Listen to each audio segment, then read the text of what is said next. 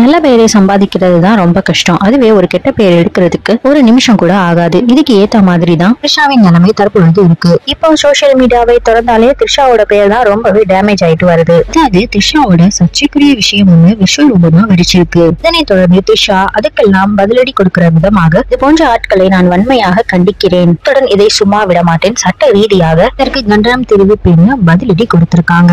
த்ரிஷாவுக்கு சப்போர்ட்டாக பல பிரபலங்களும் போர்க்கொடி தூக்கியிருக்காங்க.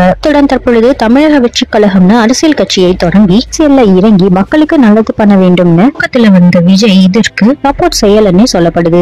விஜய் வெளியே தெரியாம த்ரிஷாவுக்கு மறைமுகமா சப்போர்ட் செய்திருக்காரு. இடையே தன்னிடம் யூடியூப் சேனலில் அவதூறாக பேசிய திமுக முன்னாள் நிர்வாகி ஏவி ராஜு நிபந்தனையற்ற மன்னிப்பு கேட்க வேண்டும்னு த்ரிஷா வக்கீல் நோட்டீஸ் அனுப்பியிருக்காங்க. குறித்து அவர் தன்னோட சமூக வலைதள பக்கத்துல வெளியிட்டிருக்கிற நோட்டீஸ்ல திமுக முன்னாள் நிர்வாகி ஏவி ராஜு பேசிய யூடியூப் வீடியோ லிங்கை குறிப்பிட்டிருக்காங்க.